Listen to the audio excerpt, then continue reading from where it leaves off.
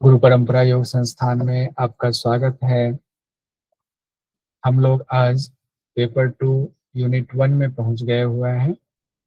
Syllabus इसका पहले देख लेते हैं। योग विषय में जो पेपर 2 है, यूनिट 1 का सिलेबस क्या क्या है। यूनिट 1 में जो टॉपिक है वो है फंडामेंटल्स ऑफ योग, यानी योग के आधारभूत तत्व।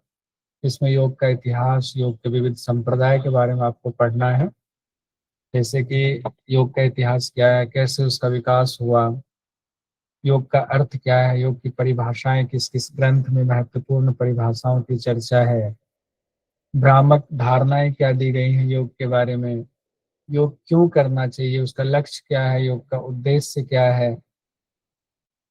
फिर वेद और उपनिषद के बारे में सामान्य परिचय जानना है। प्रस्थान त्रयी पुरुषार्थ चतुष्टय को जानना है। षड दर्शन की सामान्य अवधारणा जानना। षड दर्शन मतलब 6 जो भारतीय दर्शन है उसकी चर्चा मुख्य रूप से षड दर्शन में देखना है, जो कि वेद को मानने वाले दर्शन है। वेद के हिसाब से जिनकी व्याख्या करके दर्शन बनाई गई है उनकी चर्चा है, और उन्हीं में 3 चीजों को ध्यान रखते हुए भी उस दृष्टि से देखना है: ज्ञान मीमांसा, तत्व मीमांसा, आचार मीमांसा। जो षड दर्शन है उसमें ज्ञान के अंतर्गत कौन सी बातें कही गई हैं, तत्व के अंतर्गत कौन सी बातें कही गई हैं, आचार मीमांसा यानी एथिक्स के बारे में कौन सी बातें कही गई हैं। तो दर्शन को हम इस संदर्भ में भी बांट करके देखेंगे।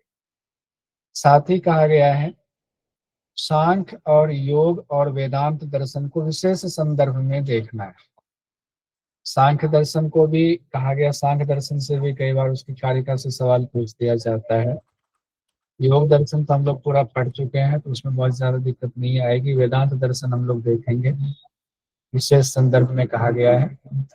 इसके साथ ही महाकाव्य एवं स्मृतियों का परिचय है, जिसमें कि आपको रामायण को कहा गया है और महाभारत को, दो में से थोड़ा थोड़ा पोर्शन दिया। जैसे रामायण से अरण्य कांड से लिया गया है, अरण्य कांड पूरा हम लोग देखेंगे, इंपॉर्टेंट कौन सी चीजें हैं। महाभारत का शांति पर्व बहुत बड़ा पर्व है, सीधा महाभारत शांति पर्व है। उसमें से कुछ इंपॉर्टेंट चीजें निकाल करके हम लोग देखेंगे, उतना तो नहीं देख सकते लेकिन कुछ इंपॉर्टेंट चीजें निकालेंगे। इसमें से क्वेश्चन कई बार पूछा जाता है, कई बार नहीं भी पूछा जाता है। याज्ञवल्क्य की स्मृति से अब एक दो क्वेश्चन पूछा जाने लगा है, तो याज्ञवल्क्य की स्मृति में योग क्या है वो भी देखेंगे। महर्षि पतंजलि के बारे में अच्छे से पढ़ना है, गुरु गोरखनाथ जी के बारे में अच्छे से पढ़ना है, दोनों की योग परंपरा क्या है, इनका परिचय और योग के क्षेत्र में इनका क्या योगदान है वो देखना है। नारद भक्ति सूत्र पढ़ना है, उसमें योग के बारे में क्या कहा गया है। और संत साहित्य में योग यानी कबीरदास, तुलसीदास, सूरदास, इन 3 के बारे में कहा गया, इनको अच्छे से पढ़ना है। कबीरदास जी के बारे में, तुलसीदास जी के बारे में और सूरदास जी के बारे में। तो ये संत साहित्य में योग में है, नारद भक्ति सूत्र के अलावा।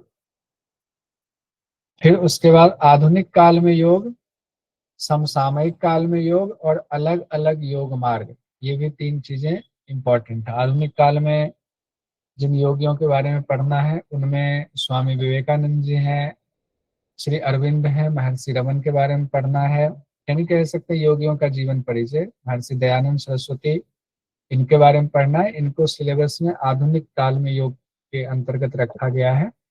और समसामयिक काल में योग के अंतर्गत श्री श्यामाचरण लाहिड़ी बाबा, श्री टी कृष्णमाचार्य जी, स्वामी शिवानंद सरस्वती, स्वामी राम हिमालय, महर्षि महेश योगी, पंडित श्री राम शर्मा आचार्य जी के बारे में पढ़, योगियों का जीवन परिचय इतना पढ़ना है।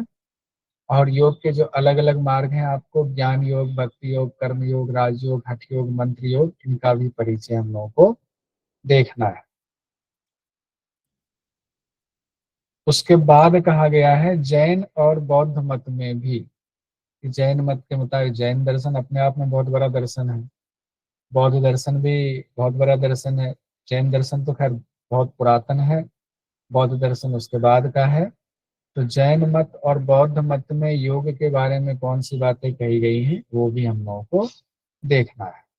ये हमारा था यूनिट 1 का सिलेबस। जब आप सिलेबस देख रहे हो तो आपको लग रहा होगा अपने आप में पूरा मास्टर का सिलेबस है ये। अलग से ही मास्टर का सिलेबस है, पूरे 2 साल का सिलेबस है। आसान नहीं है, लेकिन ठीक है, हम लोग कोशिश करेंगे इम्पोर्टेंट चीज़ों को इसमें से निकालने की।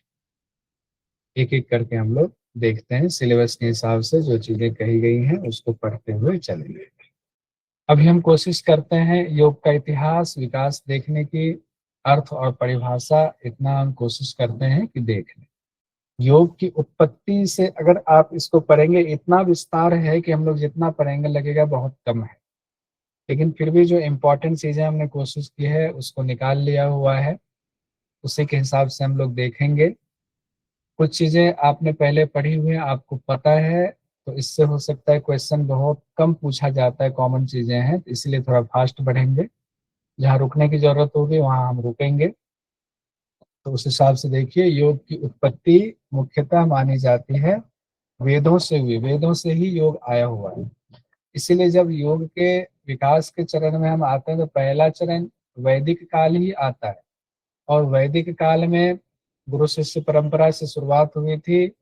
वेद 4 वेद हैं, उन वेदों में योग का ज्ञान था, अलग अलग वेदों में बिखरा हुआ था योग का ज्ञान।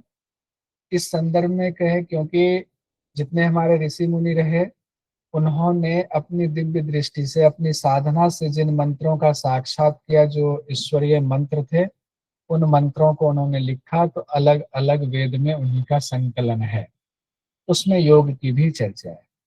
योग की उत्पत्ति सर्वप्रथम वेदों से ही मानी जाती है, क्योंकि सबसे पुरातन ग्रंथ हमारा वेद ही है, और उपनिषद वेद का ही भाग है। तो कहने में हम कह देते हैं कि उपनिषद, वेद और उपनिषद में योग का ज्ञान फैला हुआ है। उपनिषद चूंकि वेद का ही भाग है।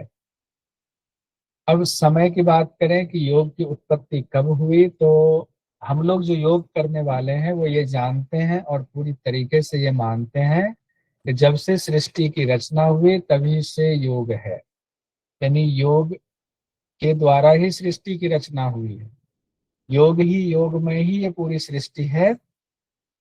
तो किस तरह से अनामा और किस तरह से नाम हुआ, ये पूरा सीक्वेंस योग के थ्रू ही आता है। इसलिए हमारे आपके मन में कोई संशय नहीं है कि योग कब से है, तो पुरातन काल से है, जब से सृष्टि है तब से योग है। लेकिन जब सबूत के तौर पर हम पढ़ना शुरू करते हैं तो समय बता पाना बहुत मुश्किल होता है। इसीलिए फिर ये कहा जाता है, चलिए समय का कोई नहीं, मन से तो हम मानते हैं जब से सृष्टि है तब से योग है। फिर भी चूंकि आजकल हर चीज का सबूत मांगा जाता है कि कब से है, तो उसका कोई सबूत दीजिए। तो 5,000 साल पहले से माना जाता है कि 5,000 साल पहले योग था। तो माना जाता है चलो 5,000 साल पहले से योग आया। कैसे?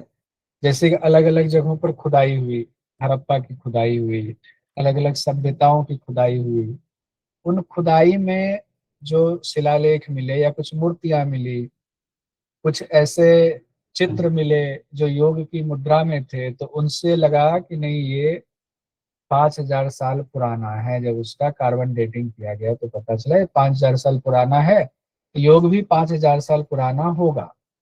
लेकिन मेरा सवाल ये है कि 5,000 साल पहले अगर योग की कोई मूर्ति या योग का कोई की तस्वीर अगर किसी पत्थर पे बनाई गई, उसी समय सीख के नहीं बनाई गई होगी, उससे पहले से वो होगा, तभी उस पत्थर पे उसको उकेरा गया है। लेकिन ऐसा कहा जाता है 5,000 साल पहले। चलिए हम इसमें बहस नहीं करते हैं, हम लोग 5,000 साल पहले तथ्य के हिसाब से हम मान लेते हैं। कितना है ना, कितना मतलब हास्यास्पद है, 5,000 साल हर जगह कहा जाता है। लेकिन सोचिए 5,000 साल जो मूर्ति मिली जिसपे वो एक तस्वीर उकेरी गई, उसी समय सीखा, उसी समय योग प्रकट हुआ, उसी समय उकेर दिया, ऐसा कैसे हो सकता है? नहीं हो सकता। इसीलिए हम आप जानते हैं कि योग का ज्ञान तो परमात्मा से प्रकट हुआ, यानी हम लोगों ने देखा हुआ है, मुंडक उपनिषद में देखा हुआ है, योग तत्व उपनिषद में देखा है। इस सृष्टि की रचना हुई है, उसी समय ब्रह्मा भगवान ने योग का ज्ञान दिया हुआ है। तो सृष्टि की रचना के समय से ही योग का ज्ञान है। और योग वासिष्ठ में हम लोगों ने अभी ताजा ताजा पढ़ा हुआ है, जिसमें वशिष्ठ मुनि कहते हैं कि ब्रह्मा भगवान ने उनको योग का ज्ञान दिया, और वो योग का ज्ञान फिर वो संसार में फैला रहे हैं। वो योग का ज्ञान वो रामचंद्र जी को भी दिए हुए हैं। तो हमारे लिए संशय नहीं है, फिर भी परीक्षा की दृष्टि से कुछ चीजें देख लेते हैं। ऋग्वेद में योग की चर्चा है, नवम मंडल में संकेत मिलता है कि शुरुआत में, अब देखिए यहाँ पर बहुत अच्छा उत्तराखंड ओपन यूनिवर्सिटी की किताब जो आप लेंगे उसमें बहुत सुंदर व्याख्या की गई है वेदों के बारे में। हम लोग कहते हैं कर्मकांड और ज्ञान कांड। कर्मकांड पहला माना जाता है, शुरुआत में कर्मकांड है। ज्ञान कांड बाद वाला हिस्सा है जिसमें कि उपनिषद ज्ञान कांड में आता है। तो कई लोग कर्मकांड ज्ञान कांड को लेकर लड़ते हैं, लेकिन कर्मकांड से ही ज्ञान कांड की तरफ बढ़ा जाता है। सुंदर व्याख्या ऐसे की गई है कि पहले लोग, शुरुआत में लोग क्या होता है, सांसारिक भोगों में लगे रहते हैं। आए हम सांसारिक भोग में लगे हुए हैं, सुख भोग हमें मिलता रहे, हमारी इच्छाएं पूर्ति होती रहे, तो ईश्वर की स्तुति करते हैं। हमारी उम्र हो जाती है, ईश्वर की स्तुति दान यज्ञ करते हैं कि हमें सब कुछ की प्राप्ति हो, हमें जरा बहुत ऐश्वर्य की प्राप्ति हो। ये सब हो गया कर्मकांड। लेकिन कर्मकांड करते करते ही, ईश्वर की स्तुति करते करते ही समय के हिसाब से हमारे अंदर ईश्वर के प्रति आस्था इतनी दृढ़ हो जाती है कि लगता है भोग भोगते भोगते अब क्या भोगना है, अब भगवान में ही लग जाते हैं। तो वो कर्मकांड वाले रास्ते से ही ब्रह्म ज्ञान का रास्ता भी खुलता है। यानी कर्मकांड आपको ब्रह्म ज्ञान प्राप्त करने के लिए प्रेरित भी करता है। इसलिए दोनों में झगड़ा ना हो करके दोनों को तो मानना चाहिए, एक सीढ़ी है। कर्मकांड भी ज्ञान कांड के लिए सीढ़ी के समान है। क्योंकि वेद का मुख्य उद्देश्य क्या है, ब्रह्म ज्ञान ही है। क्योंकि अंतिम भाग में उपनिषद की ही चर्चा है। हम लोग वेद का सामान्य परिचय जब देखेंगे, वहां फिर से हम लोग देखेंगे कि वेद में कैसे जो है संहिता, ब्राह्मण, आरण्यक और उपनिषद के हिसाब से कैसे वहां से पहले ज्यादा भोग, फिर कम भोग, फिर कम भोग, फिर बिल्कुल भोग का खत्म करके कैसे ब्रह्म ज्ञान की प्राप्ति, तो ये सिक्वेंस कैसे दिया गया है। क्योंकि भोग की वजह से चित्त मलिन हो जाता है हमारा। अब मलिन चित्त में भला ज्ञान का उदय कैसे हो सकता है। तो ज्ञान का उदय नहीं होता है तो हम लोग क्या करते हैं, कहते हैं ना हमारे सारे पाप धुल जाएंगे, तो हम कर्मकांड का सहारा लेते जाते हैं। कुंभ में जाकर के गंगा में डुबकी लगाते हैं, हम कहते हैं कि हाँ हमारे पाप धुल जाएंगे। तो हम चित्त की शुद्धि के लिए कर्मकांड का सहारा लेते हैं, यज्ञ भी करते हैं, तप भी करते हैं, दान भी करते हैं, जो कमाए कुछ हिस्सा देना है हमें। ये सब करते करते थोड़ा बहुत हमें भगवान में आस्था आने लगती है। चित्त की शुद्धि अगर थोड़ा बहुत भी उससे हो जाए, उसी दौरान कुछ गुरु मिलते हैं जो हमें अच्छे ज्ञान देते हैं, तो ये एक प्रक्रिया है। उस प्रक्रिया में आपके चित्त की थोड़ी बहुत शुद्धि होती है, तब उनका परमात्मा में ध्यान लगने लगता है। फिर गुरु के निर्देश के मुताबिक जब चलता है तो कर्म कांड से धीरे धीरे वो ज्ञान कांड में लग जाता है, परमात्मा स्वरूप में लग जाता है। ये तो ज्ञान की बात है। अब हम लोग फिर से आते हैं कि हम लोग देख रहे थे योग का विकास कैसे हुआ, क्रमिक विकास कैसे, कहाँ कहाँ योग की चर्चा है। तो योग का ज्ञान अब आते हैं, सबसे पहले किसने दिया। हम लोग तो, ये तय है हमारे आपके हिसाब से कि ब्रह्म ने दिया।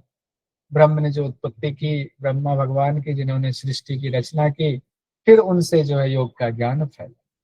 लेकिन शास्त्र में क्या कहा गया, जैसे वेद है, महाभारत है, इन दो ग्रंथों में हिरण्यगर्भ को कहा गया है, उन्होंने ही योग का ज्ञान अपने से नीचे फैला।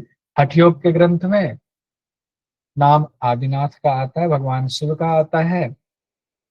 उपनिषद में दो जगहों पर चर्चा है। एक मुंडक उपनिषद में ब्रह्मा भगवान की चर्चा है कि देवताओं में सबसे पहले ब्रह्मा भगवान आए और उन्होंने अपने ज्येष्ठ पुत्र को फिर दिया। फिर जो है वो उसका सीक्वेंस है, वो भी हम लोग पर रिवीजन करें। फिर एक योग तत्व उपनिषद में विष्णु भगवान ने ब्रह्मा भगवान को योग का ज्ञान दिया हुआ है, ऐसी चर्चा है। श्रीमद् भगवद गीता में भी हम लोगों ने देखा है कि भगवान श्री कृष्ण ने कहा हुआ है कि हमने सूर्य को ज्ञान दिया था, सूर्य ने वैवस्वत मनु को दिया था, ऐसे ऐसे उन्होंने सीक्वेंस बताया। वो चतुर्थ अध्याय में पहला, दूसरा और तीसरा श्लोक है श्रीमद् भगवद गीता में। तीनों श्लोक अभी हम लोग देखेंगे तो आपका ये भी रिवीजन हो जाएगा। हम लोगों ने योग वासिष्ठ में देखा, योग वासिष्ठ में खुद वशिष्ठ मुनि कहते हैं कि ब्रह्मा जी ने हमें अपने तपोबल से उत्पन्न किया, यानी हम उनके मानसिक पुत्र हैं। और हमें जो हमारे अंदर पहले तो अविद्या भरा, फिर अविद्या को दूर करने का उपाय बताया, यानी योग का उपाय बताया, चित्त शुद्धि। फिर हम चित्त शुद्धि करके फिर हमें यहाँ भेज दिया। अलग अलग जगहों पर बात अलग कही गई है, लेकिन वो अलग बेसिकली है नहीं, बात एक ही है, लेकिन ठीक है, हम लोग उसी हिसाब से देखते हैं। पहले वेदों में क्या कहा गया है?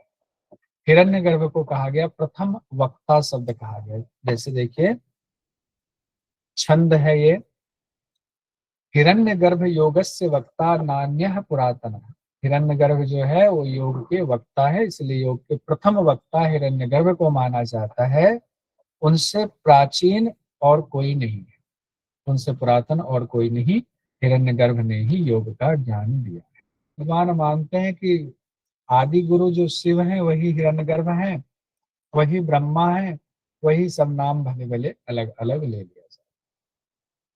तो वेदों में अलग अलग तरीकों से भगवान हिरण्यगर्भ को ही योग का जनक कहा गया है। और हिरण्यगर्भ को जो सार्वजनिक मान्यता ये है, हिरण्यगर्भ को ही सृष्टि का कर्ता धर्ता माना जाता है, और उधर ब्रह्मा भगवान को कर्ता धर्ता माना जाता है। तो विद्वानों का मत है कि हिरण्यगर्भ का मतलब है ब्रह्मा भगवान। क्योंकि दो बातें कही गई इसलिए नाम बदल के कहा गया, इसका मतलब हिरण्यगर्भ इज इक्वल टू ब्रह्मा भगवान। और पातंजल योग दर्शन में नाम तो नहीं कहा गया है, लेकिन ये कहा गया है कि वो पुरुषों में उत्तम है, वो ईश्वर है, प्रणव है, वो गुरुओं के भी गुरु हैं, इस तरह से कहा गया। काल के बंधन से परे है, वहीं से आया हुआ है।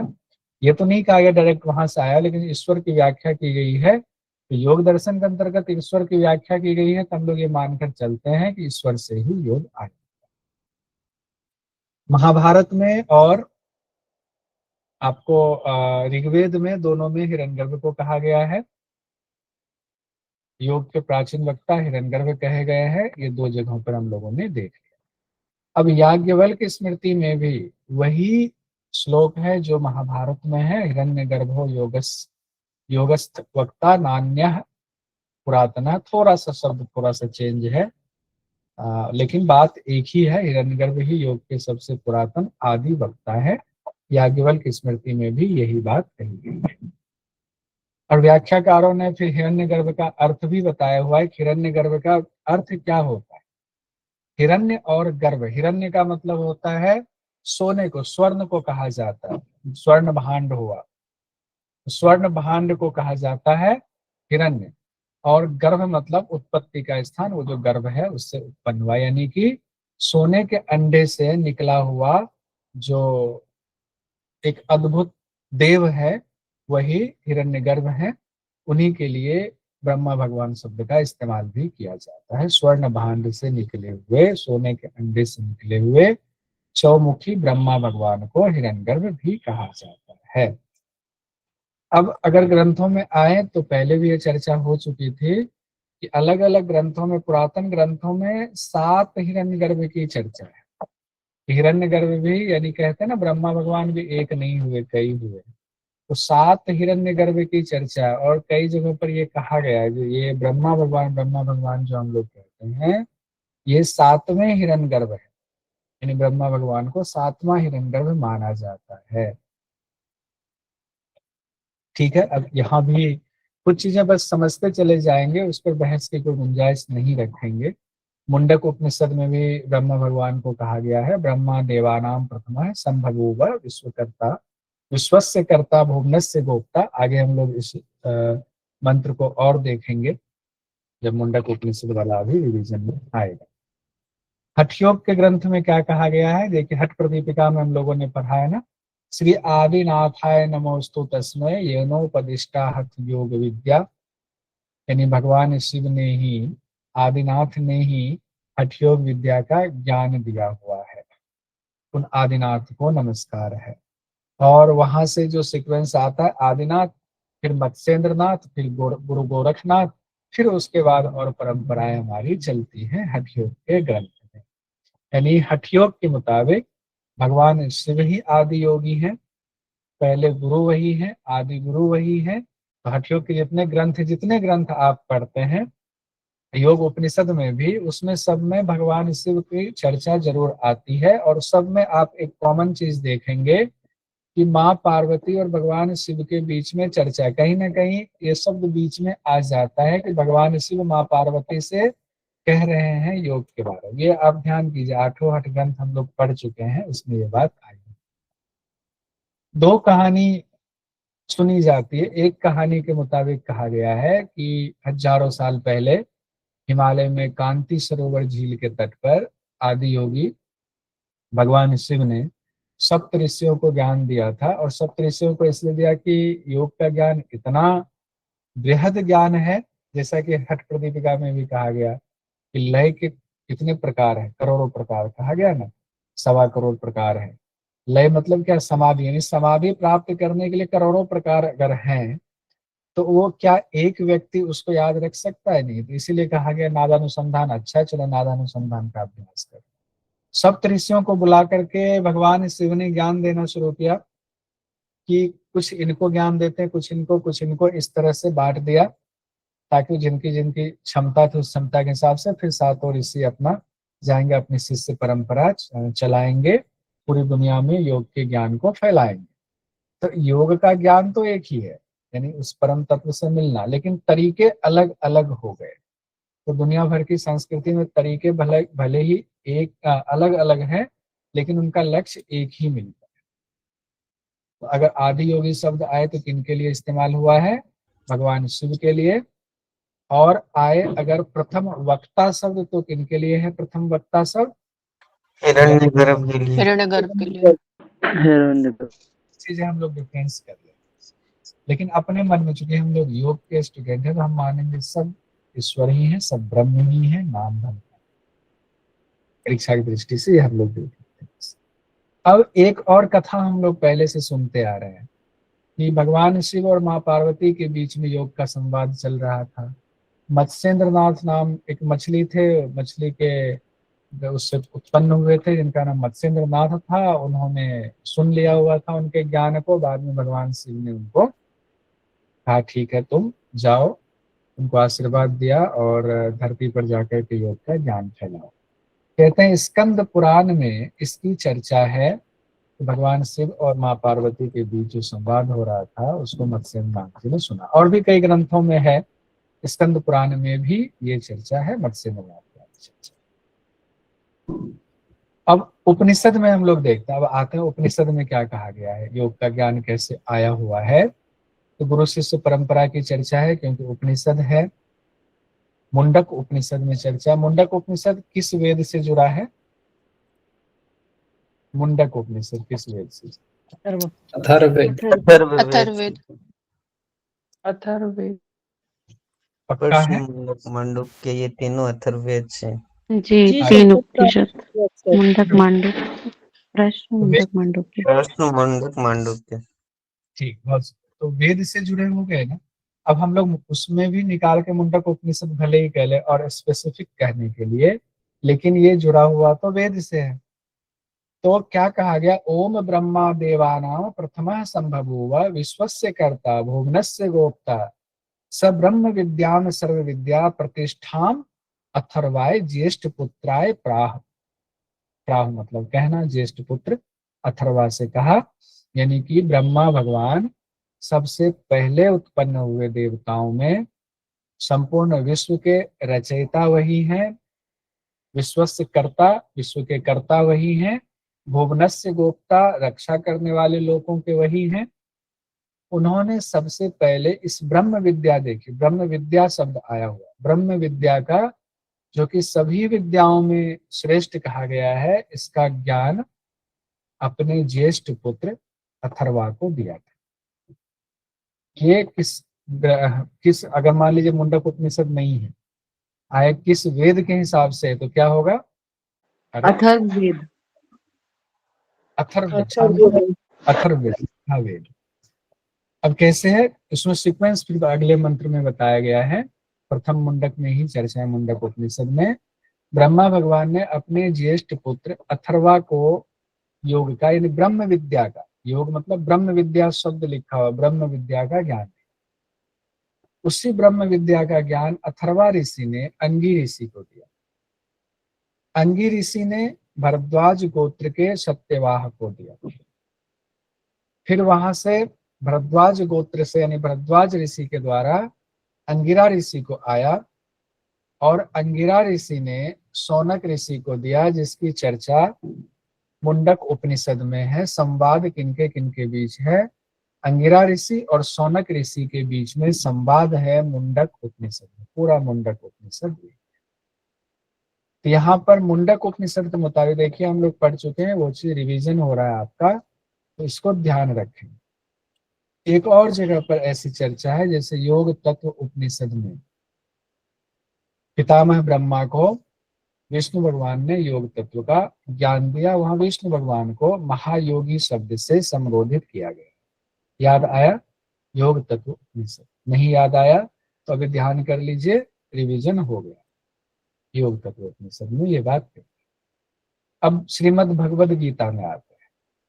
श्रीमद् भगवद गीता में बहुत सारी चीजें, 18 के 18 अध्याय का नाम योग पर ही है, 18 अध्याय योग है, लेकिन सीक्वेंस की कैसे योग का ज्ञान आया उसकी चर्चा चतुर्थ अध्याय में पहले, दूसरे और तीसरे श्लोक में है। कौन से? देखिए याद रखिए इसको, पहले, दूसरे और तीसरे श्लोक में है। कौन सा अध्याय श्रीमद् भगवद गीता का? चौथा अध्याय हम लोग पढ़ चुके हैं, आपका फिर से यहाँ पर रिवीजन हो गया। भगवान कहते हैं मैंने सबसे पहले सूर्यदेव को ज्ञान दिया। सूर्यदेव ने अपने पुत्र वैवस्वत मनु को दिया। वैवस्वत मनु ने इक्ष्वाकु को दिया। राजा इक्ष्वाकु ने राजर्षियों को दिया। राजा और ऋषियों को यानी अपने समकक्षी राजाओं को या अपने बाद के राजाओं को और उनके राज्य में जो ऋषि लोग थे उनको दिया। और ये पुरातन ज्ञान जो था, जो कि परंपरा से आया हुआ था, यही परंपरा है, समय के साथ ये योग का ज्ञान नष्ट हो गया। महत योगो नष्ट परंतप, काल समय के साथ ये नष्ट हो गया। बहुत पुराना ज्ञान है। उसी पुरातन ज्ञान को भगवान कहते हैं मैं फिर से हे अर्जुन आपको दे रहा हूं। अब वो ज्ञान फिर से अर्जुन को दिया जा रहा है। एक बार फिर से देखिए कैसे है। भगवान ने सूर्य को दिया, सूर्य ने वैवस्वत मनु को, वैवस्वत मनु ने इक्ष्वाकु को, इक्ष्वाकु ने राजा ऋषियों को, बाद में लुप्त हो गया। उसी ज्ञान को फिर से भगवान श्री कृष्ण ने अर्जुन को दिया। किस युग में दिया? द्वापर। द्वापर में दिया हुआ है। ठीक है। मुंडक उपनिषद के मुताबिक अगर पूछा जाए तो रिवीजन हो रहा है। योग का ज्ञान सबसे पहले किसने दिया? ब्रह्मा भगवान ने। किसको दिया? अथर्वा ऋषि को दिया। अथर्वा ऋषि को मुंडक। ठीक है, कोई बात नहीं, आप सुनने में वो गलती होगी इसलिए। योग तत्व उपनिषद में क्या कहा गया है? भगवान विष्णु ने यानी महायोगी भगवान विष्णु ने पितामह ब्रह्मा, विष्णु जी ने ब्रह्मा जी को दिया। ये सब कॉमन चीजें हैं जो आप भूलेंगे नहीं और आप सारा करके आएंगे, मुझे पता है, इसमें कहीं दिक्कत नहीं। योग का प्रथम वक्ता भगवान हिरण्यगर्भ। अब देखिए जो 5000 साल वाली बात है ना, उसमें कुछ इस तरह की तो पत्थर पे उकेरी गई तस्वीरें हैं, वो ये तस्वीरें मिली हुई है। और भी कई तस्वीरें मिली है, तो आप जब नेट पर मारेंगे तो बहुत सारी तस्वीरें मिलेंगी। बहुत सारे योग संस्थान वाले उन तस्वीरों को ट्वीट करते हैं, कई बार फेसबुक पर डालते हैं। सिंधु घाटी सभ्यता में भी योग के सबूत मिले, मोहरें मिली, कुछ अवशेष मिले, कुछ खंडित पत्थर के अवशेष मिले जिस पर मूर्तियां लगी हुई थी। तो इसका मतलब माना गया कि सिंधु घाटी सभ्यता के लोगों को योग की जानकारी थी। और सिंधु घाटी सभ्यता का जो काल माना गया, उस काल के हिसाब से कह दिया गया कि सबसे पहला सबूत ये है। तो सबूत के हिसाब से कहा गया कि मान लिया जाए कि 5000 साल पहले योग था। हड़प्पा की खुदाई में भी, सिंधु घाटी के साथ साथ हड़प्पा की खुदाई में भी कई मोहरें मिली, कई योग से संबंधित तस्वीरें मिली। तो उसमें भी पता चला योग की चर्चा उस समय भी होती थी, लोग योग करते थे। अभी तक हम लोगों ने देखा किन किन ग्रंथों में योग की चर्चा है, या अगर देखे तो किन किन ग्रंथों में। वेद में देख लिया, वेद का ही भाग उपनिषद है। महाकाव्यों में भी है, पुराण जितने 18 पुराण हैं, ध्यान रखिए कितने पुराण हैं, 18 पुराण। पुराणों में भी योग की चर्चा है। पुराणों में तो हठ योग की भी चर्चा है। दर्शन में अलग अलग दर्शन में योग की चर्चा है। जैन और बौद्ध दर्शन में योग की चर्चा है। बहुत सारे साक्ष्य मिलते हैं योग के बारे में।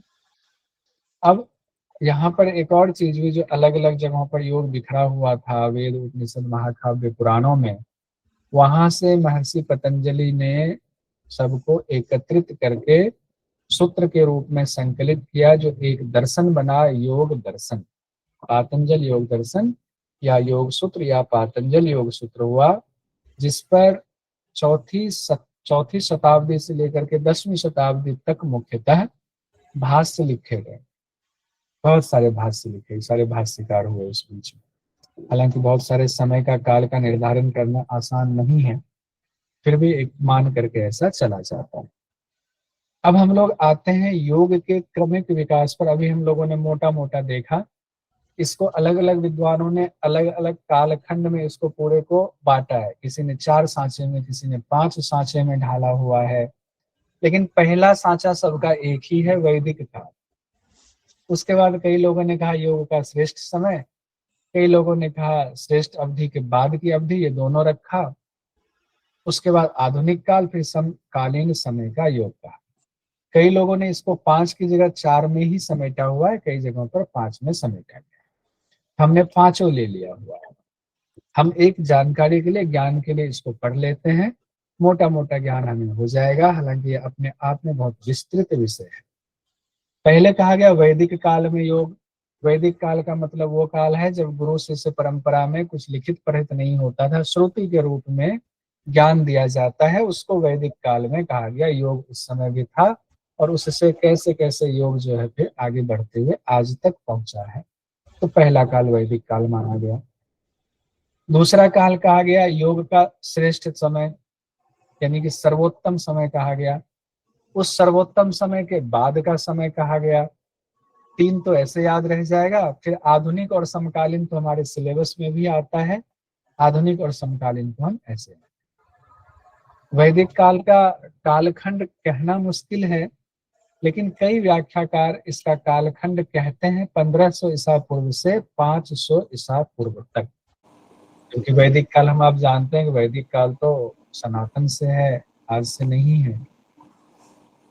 अब उस समय वैदिक काल में ही, उसी समय में सूर्य नमस्कार की परंपरा रही है, लेकिन किसी ग्रंथ में सूर्य नमस्कार के का प्रॉपर उसकी जानकारी नहीं मिलती। हालांकि सूर्य नमस्कार के जो 12 मंत्र हैं, उन मंत्रों की चर्चा आपको वैदिक ग्रंथों में मिलती है। आपको अलग अलग ग्रंथ में, ब्राह्मण ग्रंथ में भी चर्चा है। भगवान सूर्य के 12 नाम की चर्चा ब्राह्मण ग्रंथ में भी है, संहिता में तो है ही। जब हम लोग मान लो सत्यनारायण भगवान की पूजा भी होती है, तो वहां भी भगवान सूर्य के उन 12 नामों को लेकर के उनका आह्वान किया जाता है। उस दौरान प्राणायाम को भी महत्व दिया गया। अगर पुराने ग्रंथों को देखें तो उसमें चर्चा है, वेदों में प्राणायाम की भी चर्चा है। तो सूर्य नमस्कार की प्रथा हम ये मानकर चलते हैं, शुरुआत से ही जब वैदिक काल शुरू हुआ उस समय से ही सूर्य नमस्कार की प्रथा चली आ रही। सूर्य नमस्कार के बारे में हम लोग, हमारे 10th यूनिट में है, इसको हम लोग अलग से पढ़ेंगे, तो उस समय हम इसको देखेंगे विस्तार से। वैदिक काल के साहित्य कौन कौन से हो गए? वेद हो गए, वेद का ही भाग हो गया उपनिषद, महाकाव्य हो गया, पुराण हो गया, जैन साहित्य हो गया, पाणिनि जी के व्याकरण को भी माना जाता है, जिसमें कि योग क्या है, योग के अर्थ की चर्चा आई हुई है। तो अलग अलग वेदों में योग का ज्ञान हुआ, जो हम लोगों ने ऊपर अभी देखा हुआ है। ऋग्वेद की गीता में साफ साफ लिखा हुआ है, विष्णु के परम पद की प्राप्ति होती है। अथर्ववेद में हम लोगों ने अभी देखा, अथर्ववेद मुंडक उपनिषद से जुड़ा हुआ है, उसमें योग की चर्चा है। और साथ ही अथर्ववेद में अष्ट चक्र, 9 द्वार की भी चर्चा कहा गया। शरीर 8 चक्रों वाला, 9 द्वार वाला अयोध्या रूपी है, ऐसा कहा गया है। अब हम लोग, पहला हो गया वैदिक काल, अगर हम लोग बांट रहे हैं आज तक के समय को लेकर के जब से है, तो दूसरा समय था योग का श्रेष्ठ समय, यानी वैदिक काल के ठीक बाद का समय कहा गया है। इसको 500 ईसा पूर्व से लेकर के 800 ईस्वी तक, यानी 1300 साल तक कहा गया। इस समय योग बहुत फला फूला, 500 ईसा पूर्व से 800 ईस्वी तक। और भगवत गीता का भी उल्लेख मिलता है कि उस दौरान भगवत गीता को शायद किताब के रूप में या पांडुलिपि के रूप में लिपिबद्ध किया गया होगा। उस समय भगवत गीता की खूब चर्चा मिलती है, हालांकि भगवत गीता भी पुरातन ग्रंथ है। तो गीता में कर्मयोग, भक्ति योग, ज्ञान योग, ज्ञान योग कोई सांख्य योग है, इसकी चर्चा है। इस समय में वो फला फूला ज्यादा। पातंजल योग दर्शन भी श्रेष्ठ समय है, तो उस समय पातंजल योग दर्शन भी फला फूला। अष्टांग योग के बारे में लोगों को जानकारी मिली, अष्टांग योग की चर्चा होने लगी। और इसी समय में दो महापुरुष हुए, गौतम बुद्ध और महावीर स्वामी। गौतम बुद्ध हुए तो बौद्ध दर्शन जाना जाता है, महावीर स्वामी हुए जैन दर्शन। हालांकि महावीर स्वामी से पहले भी ऋषभदेव रहे हैं, तो जैन दर्शन तो बहुत पुराना है।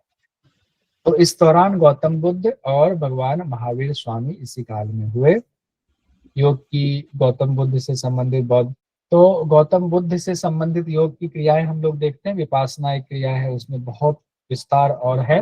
सिंपल 10 दिन के लिए हम लोग विपासना सेंटर में जाते हैं। और महावीर स्वामी के देखें जैन धर्म में, तो उसमें क्या है, एक कभी ध्यान नहीं, कायोत्सर्ग, प्रेक्षा ध्यान, कायोत्सर्ग, ये सब उसमें जैन धर्म में आता है। तो उस समय ये सब बहुत फला फूला।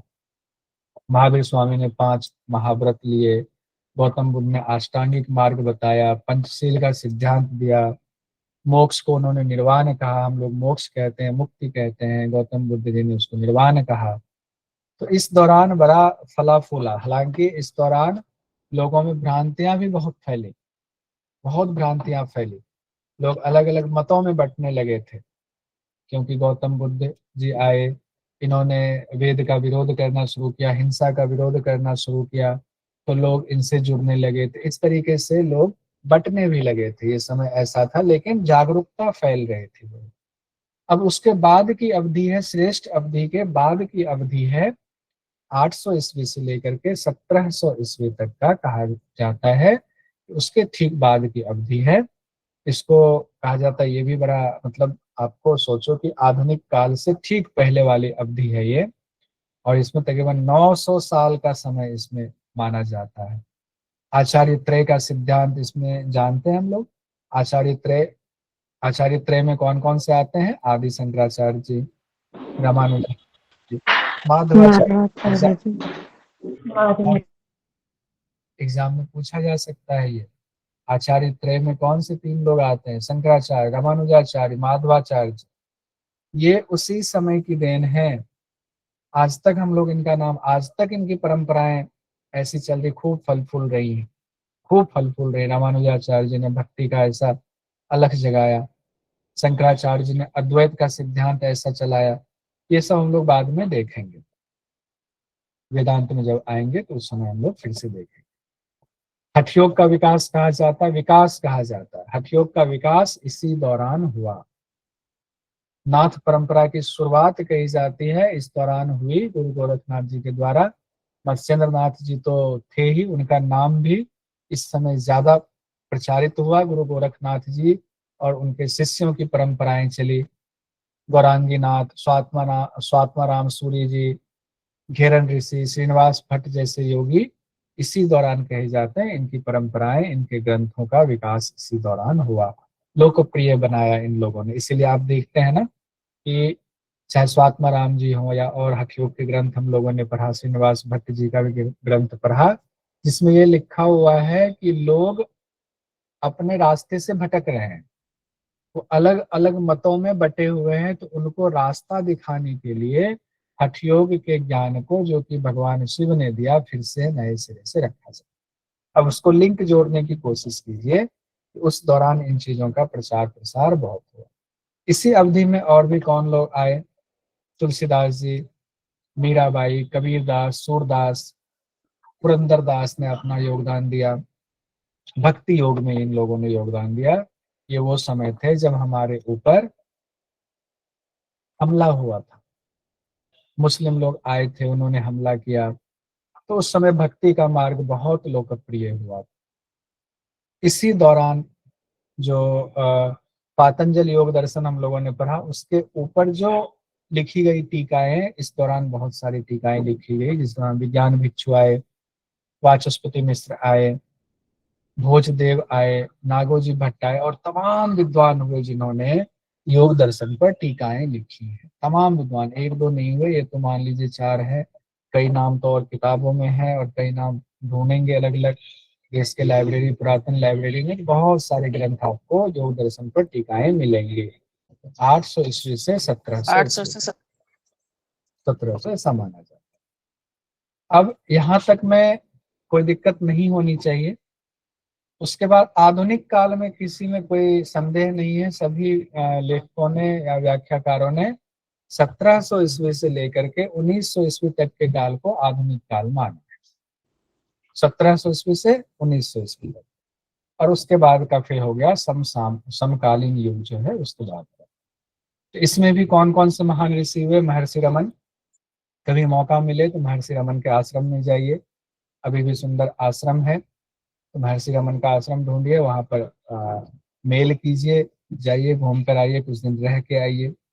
रामकृष्ण परमहंस जी की चर्चा आती है, लाहरी महाशय जी की चर्चा आती है, परमहंस योगानंद जी, विवेकानंद जी की चर्चा आती है। इन लोगों ने बहुत योगदान दिया योग को फैलाने में। राजयोग शब्द आया, पहली बार राजयोग शब्द अगर कहें कि राजयोग शब्द कैसे आम जनों के बीच कैसे फैला, तो स्वामी विवेकानंद जी ने पुस्तक लिखी राजयोग, योग दर्शन पर, तो कहा गया राजयोग है, तो इस दौरान फैला। भक्ति योग, नाथ योग जो पहले से चला आ रहा था, उनका और विकास भी हुआ आधुनिक काल में। और लाहरी महाशय ने क्रिया योग को फिर से स्थापित किया। कहते हैं महाअवतार बाबा जी का भी, नेहा जोशी जी होंगे, नेहा जी भी गई थी, तो महाअवतार बाबा जी की गुफा में, जहां पर लाहरी बाबा को महाअवतार बाबा ने ज्ञान दिया क्रिया योग का, और फिर लाहरी बाबा ने क्रिया योग का ज्ञान पूरे फैलाया। अभी जो चल रहा है लाहरी बाबा से ही क्रिया योग का ज्ञान आता है, और एग्जाम में बहुत सवाल कई बार पूछा गया है ये सवाल। और योगानंद जी, उन्होंने संस्था चलाई, उसमें भी उन योगानंद जी के पिताजी इनके शिष्य थे। उसके बाद समकालीन वाला होगा, 1900 ईस्वी के बाद का समय समकालीन में आता है। हालांकि सिलेबस में जो दिया गया उसमें नाम को छोड़िएगा, ये हम लोग ऐसे पढ़ रहे हैं, उसमें नाम थोड़ा सा अलग दिया। समकालीन समय जब आया तो इस समय अब शरीर पर ज्यादा, अब जो है चूंकि आधुनिक काल आ रहा है, जैसे कह रहे हैं, मतलब ऐसा समय आ रहा है जिसमें अब शरीर, यानी भोग करना है तो शरीर स्वस्थ रहना चाहिए, तो उस पर ज्यादा हो गया। शरीर को स्वस्थ बनाए रखने पर, कोई बीमारी है तो उसको ठीक करने पर ज्यादा ध्यान गया। तो स्वामी विवेकानंद जी ने तो उस ब्रह्म ज्ञान की चर्चा की थी, और उसके बाद फिर जो श्री टी कृष्णमाचार्य जी हुए, उन्होंने पूरी तरह से इसको शारीरिक पर लाया, और आधुनिक योग के इनको पिता भी कहा जाता है, श्री टी कृष्णमाचार्य जी को। इन्होंने योग में बहुत बड़ा परिवर्तन लेकर के आए। फिर स्वामी कुवलयानंद जी का नाम आप लोगों ने सुना हुआ है। कुवलयानंद जी कौन हुए? लोनावाला, लोनावाला, कैवल्य धाम। स्वामी राम जी हैं। श्री अरविंदो जी का समकालीन समय में माना जाता है। महर्षि महेश योगी जी को माना जाता है। आचार्य रजनीश हुए, जबरदस्त फिलोसफर हुए। पट्टाभी जोशी, बीकेएस आयंगर, आयंगर योग चलाया। Shivanand Saraswati ji, Satyanand Saraswati ji, Shivanand Saraswati Rishikesh, Satyanand Saraswati ji Bihar school of yoga. तो पूरी दुनिया में योग का ज्ञान फैला, और अभी फैलता ही जा रहा है। अभी अगर कहें और लेटेस्ट में किनका नाम लेंगे, तो बाबा रामदेव जी का ले सकते हैं, श्री श्री रविशंकर जी का ले सकते हैं। टी कृष्णमाचार्य जी हैं, इनको आधुनिक योग के पिता के तौर पर जाना जाता है। मॉडर्न जो योग है, जो अष्टांग विन्यास योग वगैरह जो निकला हुआ है, श्री टी कृष्णमाचार्य जी के शिष्यों ने ही इसकी शुरुआत की। इनके शिष्य विकेएस आयंगर हुए, उन्होंने आयंगर योग की स्थापना की। कृष्ण पट्टाभी जोशी हुए, अष्टांग विन्यास योग की उन्होंने शुरुआत की। इन्हीं से दोनों योग निकला हुआ है। स्वामी कुवलयानंद जी कैवल्य धाम लोनावाला की इन्होंने स्थापना की, और इनकी बहुत सारी किताबें हम लोग पढ़ते हैं। कैवल्यधाम की जो भी किताब पढ़ते हैं उनमें कुवलयानंद जी की तस्वीर भी लगी होती है। स्वामी सत्यानंद सरस्वती जी, बिहार स्कूल ऑफ योग की बहुत सारी किताबें हम लोग पढ़ते हैं। मुंगेर में स्थापना इन्होंने किया बिहार स्कूल ऑफ योग। श्री सत्यानंद सरस्वती जी के गुरु का नाम क्या था? शिवानंद सरस्वती। शिवानंद सरस्वती ऋषिकेश, शिवानंद आश्रम जो है। फिर श्री राम शर्मा आचार्य जी जो शांति कुंज हैं आपके हरिद्वार में, जो देव संस्कृति विश्वविद्यालय है, तो श्री राम शर्मा जी आचार्य शांति कुंज से जुड़े हुए हैं, जिनको गायत्री परिवार भी हम लोग कहते हैं। श्री अरविंद पूर्ण योग की इन्होंने स्थापना की, पूर्ण एग्जाम में पूछा भी जाता है। महर्षि महेश योगी भावातीत ध्यान की का इन्होंने दिया।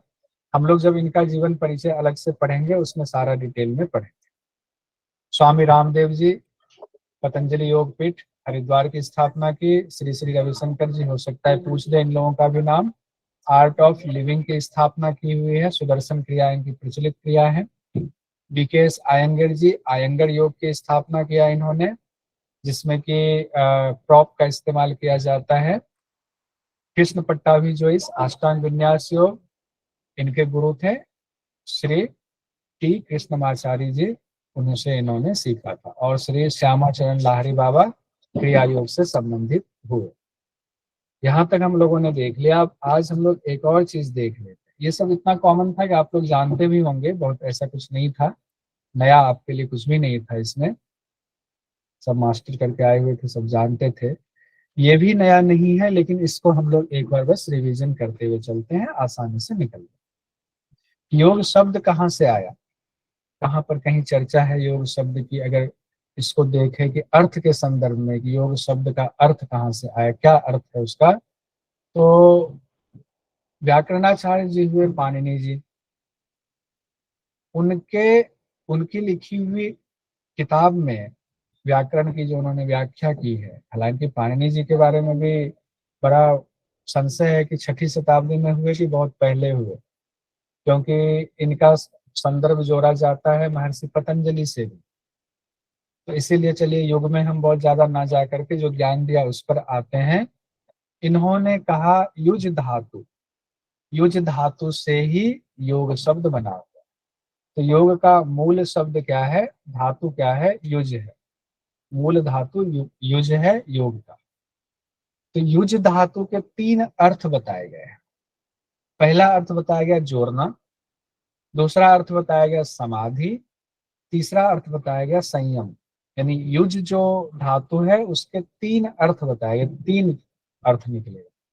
और उसके लिए लिखा गया है व्याकरण में युजिर योगे युज समाधो युज संयम में। बहुत कॉमन है, सब लोगों ने पढ़ा हुआ। युजिर योगे मतलब जोड़ना, योग मतलब जोड़ना, मिलना। योग में किसका जोड़ना? हमारे अंदर जो जीवात्मा है, जो मैली है, जो फंसी हुई प्रकृति को अपना मान बैठी है, उसको शुद्ध करके परमात्मा स्वरूप कर देना या परमात्मा से मिला देना। तो इसीलिए योग तब शुरू होता है जब जीवात्मा परमात्मा का मिलन होता है, या यूं कहे जीवात्मा ही परमात्मा है, जीवात्मा जब परमात्मा स्वरूप हो जाता है। इसीलिए हम लोग अभी योगी नहीं है, हम लोग योग साधक है। फिर है युजिर योगे की जगह जोड़ने के बाद युज समाधो, योग शब्द का अर्थ समाधि बताया गया। और इसकी व्याख्या पातंजल योग दर्शन में बहुत की गई। समाधि, हालांकि समाधि का अर्थ ही है आत्मदर्शन होना।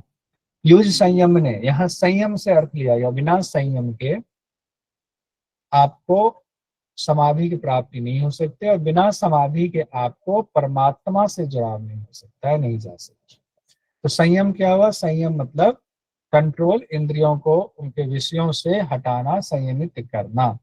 तीनों को अगर देखें तो सीढ़ी के रूप में युज संयम ने, पहले इंद्रियों का संयम करेंगे, संयम से समाधि लगेगी, समाधि लग गई तो समाधि की उच्चतम अवस्था में आप परमात्मा से एकाकार आपका हो गया। इस 3 स्टेज में भी देख सकते हैं। तो धातु कौन है? युज धातु है, उसी से योग शब्द बना हुआ है। योग शब्द की उत्पत्ति युज धातु से हुई, उसका 3 अर्थ दिया गया है, जोड़ना, समाधि और संयम। सबसे नीचे वाला संयम, फिर समाधि, फिर जोड़ना, मतलब योग कंप्लीट हुआ। अब योग की परिभाषा क्या क्या, योग का अर्थ जो बताया गया है, योग की परिभाषा की जगह पर अर्थ क्या है, जिसमें 3 चीजें आती हैं। इसको ध्यान से देखिएगा, ये एग्जाम में हो सकता है पूछ ले। युज्यते एतद इति योगः, युज्यते एतद इति योगः, युज्यते अनेन अति योगः, युज्यते अस्मिन् इति योगः। युज्यते तीनों में है, एक में है एतद इति योगः, अनेन अति योगः, अस्मिन् इति योगः। एक में उद्देश्य के अर्थ में कहा है चित्त की वो अवस्था जब उसकी समस्त वृत्तियां एकाग्र अवस्था में आ जाती, सभी वृत्तियां का निरोध हो जाता है और वो शांत हो जाती हैं, तब एकाग्रता की अवस्था कहा गया है, वो योग है। उद्देश्य के अर्थ में, उद्देश्य आपका क्या है, वृत्तियों को एकाग्र करना। युज्यते अनेन अति योग, अब एकाग्र कैसे होगा, तो साधना करनी पड़ेगी। अनेन अति योग है साधना जिसके द्वारा समस्त चित्त वृत्तियों को निरोध किया जाता है, उनका निरोध किया जाता है, उनमें एकाग्रता लाई जाती है। ये साधना के अर्थ में उद्देश्य है। चित्त वृत्तियों का निरोध कैसे होगा, साधना के द्वारा होगा। फिर कहा गया है युज्यते अस्मिन् इति योग है वह स्थान जहां चित्त की वृत्तियों की एकाग्रता उत्पन्न की जाती है। कहां पर लगाएंगे, कौन से स्थान, एकाग्रता कैसे उत्पन्न होगी, तो कोई आपको वस्तु चाहिए, कोई ऑब्जेक्ट चाहिए, वो परमात्मा हो चाहे गुरु के बताए हुए कोई ऑब्जेक्ट हो, कोई स्थान। तो स्थान के अर्थ में ये कहा गया युज्यते अस्मिन् इति योगः। इसका अर्थ व्याख्या अलग अलग संदर्भ में की जा सकती है, लेकिन हम लोग इस 3 संदर्भ में इसको देख रहे हैं। योग की उत्पत्ति किस धातु से हुई, युज धातु से हुई। योग शब्द का अर्थ 3 है, जोड़ना, समाधि और संयम। योग है, योग ही शब्द तो है। हम लोग योग इंग्लिश में YOGA लिखते हैं, हम लोग सब के सब योगा बोलते हैं, योगा क्लासेस। अरे बाबा, हमारी चीजें हैं, हम रोज इसको पढ़ते हैं। अंग्रेजों ने YOGA लिख दिया तो हम उसकी भाषा बोलने लगे। कहाँ जा रहे, योगा करने जा रहे हैं, क्या कराते हैं, योगा क्लास लेते हो, हाँ लेते हैं। अरे बाबा, कितना बड़ा मिस्टेक हम लोग कर रहे हैं। तो कोशिश कीजिए इसको हम लोग ठीक करें तो अच्छा है। यहाँ तक हम लोग रखते हैं। कल योग की परिभाषा हम लोग देखेंगे, अलग अलग ग्रंथों में योग की कौन सी महत्वपूर्ण परिभाषा दी गई है, उसको हम लोग, कल तो खैर संडे है, मंडे को इसको देखें।